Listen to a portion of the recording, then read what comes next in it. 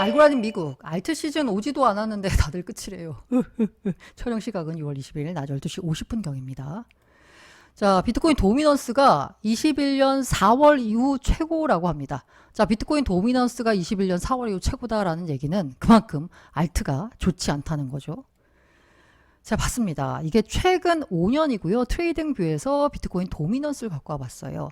21년 4월 이후 이때 기준으로 다시 올라왔거든요. 트레이딩 뷰 기준으로는 55% 정도를 기록하고 있습니다.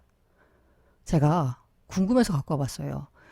비트코인 도미넌스가 21년 4월 이후 최고다라고 해서 21년 4월 18일 날 도대체 어떤 알트코인이 시가총액 상위에 있을까를 갖고 와봤습니다. 비트코인, 이더리움, 바이낸스 코인, 그 다음에 XRP, 테더, 도지코인, 카르다노, 포카다 뭐 이런 등등이 있어요. 이 가운데 지금 살아남은 코인은 뭐가 있을까를 보자면 6월 16일 최근을 기준으로 히스토리컬 차트를 갖고 와봤습니다. 자, 비트 같은 경우에는 21년 4월 18일에 56,216달러였거든요. 그런데 6월 16일 기준으로는 66,639달러입니다. 올랐죠. 이더리움 같은 경우에도 많이 올랐습니다. 이때보다는 2,237달러였는데요. 3,620달러였습니다. BNB 같은 경우에도 481달러였는데 610달러가 됐고요. 자, 그 다음부터 처참합니다. 리플 21년 4월 18일에 시가총액 4위의 코인이었는데요. 자, 리플 어디가 있나? 4위에서 7위로 떨어졌습니다. 당시 1.406달러였는데 최근엔 0.4888달러입니다. 비트가 사상 최고가를 경신하고 6만 달러를 훌쩍 넘어서는 지금 리플의 가격은 떨어졌습니다. 도지코인 0.3205달러에서요 0.1369달러로 되레 떨어졌습니다. 에이다 1.2755달러에서 0.4164달러로 급락했습니다. 포카닷 37.35달러에서 6.38달러로 급락했습니다. 자, 라이트코인 21년 4월 18일에 9위에 올랐던 코인이거든요. 그런데 지금은 14위에 이름이 사라졌네요. 비트코인 캐시 당시 12위의 코인이었습니다. 시가총액. 지금은 14등에서 사라졌네요. 자, 유니스왑 11위 코인이었습니다. 지금은 어디 있을까요? 역시 사라졌습니다. 보시면 아시겠지만 알트코인은 그야말로 비트코인 가격이 회복을 하고 당시 21년 4월 18일보다 더 높은 수준에서 거래가 되고 있지만 이더리움과 BNB를 제외하고는 당시 시가총액 상위를 기록했던 알트코인들은 이른바 작살이 났습니다. 분석을 해봤더니요, 마르쿠스 틸렌이 10X 리서치 설립자가요, 알트코인이 평균 연고점에서 50% 하락했다는 거예요. 반토막이 났다는 겁니다. 왜? 토큰 언락 등이 원인이다 라는 겁니다. 알트코인 왜 이럴까 도대체 라고 봤더니 아폴로 캐피탈 CIO는 비트코인 최근에 현물 ETF에서 유출세가 나오고 있잖아요. 이게 결과적으로는 시장의 유동성을 마르게 하는 거고 알트코인 약세까지 촉발한 거다라고 분석합니다. 그러면서 그 안쌤이라는 45만 명의 엑스 팔로워를 보유한 이 크립토 애널리스트는 연말까지 알트코인 별로야, 횡보 하락할 거야 라고 예상했습니다. 앞으로도 알트 시즌은 오지 않는다 라는 거죠. 안타깝습니다. 그런데 기영이 형, 우리 주기영 대표는 이게 원형적 사고를 하는지 초기 알트코인 시즌 접어드는 중이다, 이제 앞으로 올 거야 라는 겁니다. 그 이유 중에 하나는 이더 강세가 이제 나타날 거고, 역사적으로 봤을 때 이더 강세가 나타나면 그 다음에 이제 알트 시즌이 왔거든요. 근데 귀영이 형만 그러는 게 아니라요, 그 글래스노드 공동 창업자 얀 하펠 이분도 X를 통해서 비트코인 대비 이더리움 가격을 보니까 알트 시즌 임박했네 라고 분석을 하고 있습니다. 진짜 알트 시즌 올지도 모를까요? 그러면 이더리움 가격을 봐야 되겠죠. 이더리움 가격, 이 민트색 달러 기준으로 보자면 역시 부진합니다. 물론 ETF 19비사 승인을 통해서 한번 레벨업된 가격 수준보다 그 이전보다는 높지만 뭐 그닥 좋지 않습니다. 그런데 요 주황색이 비트 대비 가격이거든요. 비트 대비 가격은 뭐 상대적으로 좀 괜찮아요. 그냥 달러 가격보다는. 이 아쉬운 건 뭐냐면요. 이게 비트 대비해서 좋다는 거지 달러 기준으로 보자면 별로 그냥 그냥저냥이거든요. 대형 호재가 터졌습니다. 그런데도 불구하고 달러 가격이 반응을 안 해요. 컨센서스가 SEC가 이더리움 2.0에 대한 조사를 종료했다라고 통보를 했습니다. 이게 의미하는 게 뭐냐? 이더리움의 비증권성을 인정한 거다라고 밝혔습니다. 입장을. 이 얘기 뭐냐? 이더리움 증권성 논란이 일단락됐다라고도 볼 수 있거든요. 물론 리플 시에로 같은 경우에는, 리플 법무 담당 같은 경우에는 이게 이더의 비증권성을 입증한 거다라고 하기에는 조금 아직까지 좀 까리하다, 불분명하다, 확실하게 끝난 건 아니다라고 했습니다.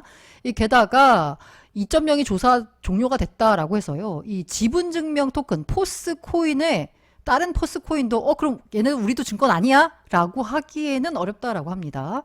지분증명 토큰 비증권성을 담보하지 않는다라고 합니다. 그래서 이거가 대형 호재라고 보기 어렵나? 싶지만 어쨌든 이건 대형 호재거든요. 일단 1승을 의미하는 거고 이더리움이 어떻게 보자면 조금 증권성 논란에서 자유로워졌다 라고 볼 수 있는데도 불구하고 가격은 반응을 안 했어요. 그리고 이제 컨센서스 같은 경우에는 앞으로 우리는 투쟁을 계속할 거다라는 입장입니다. SEC에 추가 소송을 제기하겠다라고 했고요. SEC 역시나 컨센서스에 대해서 이더리움 2.0 조사는 했지만 이 메타마스크 관련돼서는 기소를 할 거다라는 입장이 나오고 있습니다. 전쟁은 계속되고 있습니다. 그래도 호재 맞잖아요.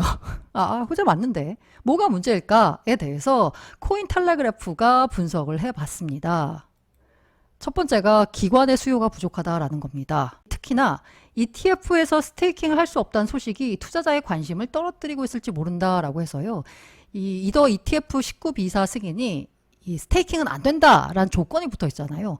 이 부분 때문에 기관들도 관심이 별로 없을 거다라는 겁니다. 그리고 역시나 매크로입니다. 거시경제 악화가 투자자들을 위험자산에서 철수시켰다라는 건데요. 거시경제가 안 좋아지면, 매크로가 안 좋아지면 위험자산 회피가 나타나잖아요. 이더리움 역시나 위험자산이기 때문에 위험자산에서 투자자들이 회피하는 거죠.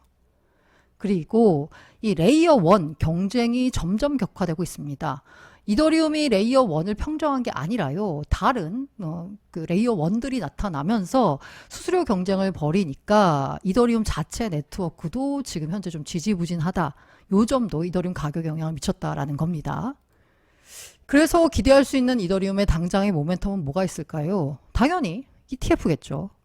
지금 현재 긍정적인 거 이더리움 현물 ETF 발행사들에 따르면 SEC가 S1 수정본 제출을 요구했대요. SEC가 S1 고쳐와 라고 한 거잖아요. 이 얘기는 뭐야? 우리 곧 해줄게 라는 거잖아요. 야, 요거 고쳐와 라고 했는데 이제 발행사들이 이거를 제출하면, 고쳐온 걸 제출하면 SEC가 승인을 해줄 거 아니에요. 실제로 비트와이즈 같은 경우에는 S1 신고서 수정본을 제출했습니다. 그리고 비트와이즈가 일단 이제 그 전통의 운용사, 블랙락이나 피델리티와는 다르게 크립토 쪽에서 어쨌든 특화된 운용사잖아요. 물론 자산 운용 규모는 게임이 안 됩니다만은 비트와이즈가 지금도 물론 그 틈바구니에서 비트코인 ETF 시장에서 나름 두각을 나타내고 있지만 이들 입장에서는 좀 아쉬운 거예요. 그래서 비트코인보다는 조금 더 약간 크립토 쪽으로 한 발 더 나아간 자산인 이더리움에 대해서는 힘을 내려고 하고 있습니다. 그러다 보니까 출시 전부터 광고 공세를 시작하는 거 아닌가 싶습니다. 광고 영상을 공개했습니다. 전략적으로 이더리움을 밀고 있다라고 볼 수 있는 게요. 비트와이즈 CIO가 이런 말을 했어요. 비트코인과 이더리움을 함께 투자하잖아? 그러면 비트코인 몰빵 투자보다 더 큰 수익을 거둘 수 있어. 그러니까 이 이더리움이라는 비트코인만 투자하는 게 아니라 다른 자산, 알트코인까지 투자하면 더 수익이 큰데 그 알트코인 잘하는 데가 어딘지 알아? 전통의 운용사 바로 비트와이즈야 라고 강조하는 거죠. 실제로 해시덱스 같은 경우에는요. 비트코인과 이더리움에 동시에 투자하는 ETF를 신청했습니다. 이렇게 하면 전통 강자 블랙락이나 피델리티와는 차별성을 가질 수 있는 거죠. 그러면 이더리움 ETF는 언제 출시될까? 이 출시 관련돼서는 전망이 좀 엇갈립니다. 네이트 제라시라고요. ETF 스토어 최고 경영자 같은 경우에는 7월 4일 이전에 승인될 전망이다라고 했습니다. 참고로 7월 4일은 미국의 독립기념일이라서 휴일이에요. 그러니까 그 전에 승인될 거다라는 거고요. 그걸 감안해서 블룸버그 애널리스트 같은 경우에는 7월 2일 승인될 거다라는 얘기를 했고요. 그런데 메커니즘 캐피털이라는 크립토 투자사 같은 경우에는 이더리움 ETF 출시 아마 당장 어려울 것 같아 라면서 1, 2분기는 지연될 거야 라고 예상을 했습니다. 과연 언제 출시될지 모르겠지만 실제 ETF 승인에 앞서서 출시에 앞서서 헤지펀드는 이더리움을 매집하고 있다라고 합니다. 이더리움 입장에서는 긍정적이죠. 그런데 또 일각에서는 승인이 돼도 이 수요가 미미할 것 같아 라는 전망이 나오고 있습니다. 비트코인과는 달리 야 비트코인도 투자 안 하는데 야 누가 이더리움 ETF에 하겠냐 라는 분석이거든요. 그럼에도 불구하고 비트코인 ETF 대비해서 한 자금의 10에서 20% 수준만 들어와도 이더리움이 4,800달러는 간다라는 게 바로 QCP 캐피탈의 분석인 겁니다. 그리고 이더리움 가격 측면에서 봤을 때요. 중앙화 거래소 CEX의 이더리움 잔고가 8년 내 최소 수준이라고 합니다. 거래소에 이더리움 잔고가 적다는 건 거래소에서 나올 수 있는 매도 압력이 작다는 거고요. 당연히 이더리움 가격에는 호재라고 분석할 수 있을 것 같습니다.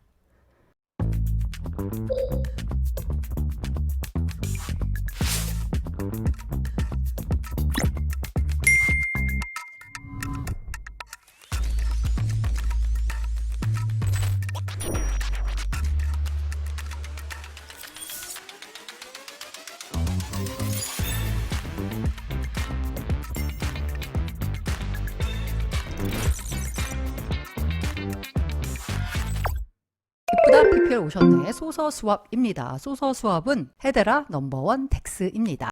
오늘 갖고 온 소식은요. 헤데라 메인넷 트랜잭션 관련돼서 들고 와봤습니다. 도대체 헤데라 체인이 어디에 많이 쓰이나를 좀 설명드릴 텐데요. 지금 이렇게 메인넷 트랜잭션이 많이 발생하고 있는데 이 트랜잭션은 그럼 주로 어디에 쓰일까를 봤더니요. 대부분이 트랜잭션이 유통공급망 서비스에서 발생합니다. 헤데라에 구축된 유통공급망 서비스에는 뭐가 있을까요? 사례로 제가 5가지를 들고 와봤습니다. 첫 번째가 에이버리 데니슨이라는 곳인데요. 소재 과학 및 디지털 식별 솔루션 회사입니다.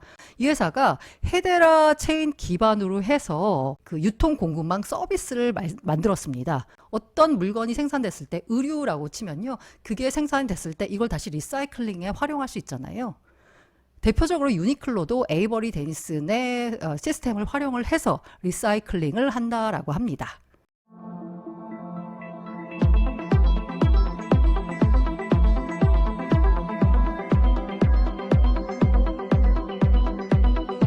두 번째가 현대기아차인데요. 탄소 배출량 모니터링 시스템을 헤데라 체인 위에 구축했습니다. 그리고 FSCO라고 하는데 호주 최대 농업식품 유통결제 서비스 업체다라고 합니다.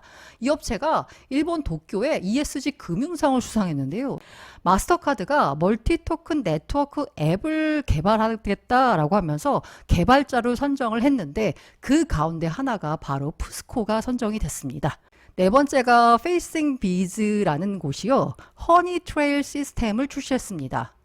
꿀 추적 플랫폼이라고 볼 수 있는데요. 이 시스템을 어디에 구축했냐? 바로 헤데라 체인 위에 구축했습니다. 그리고 5번째가 베르토라는 업체가요. 코코아 원두 제품 보증 인증서와 추적 시스템을 구축을 했는데 바로 헤데라 체인 위에 구축했습니다. 자, 우리가 블록체인의 효용성이 어디 있느냐를 했을 때 바로 물류 시스템에 많이 쓰인다라고 했잖아요.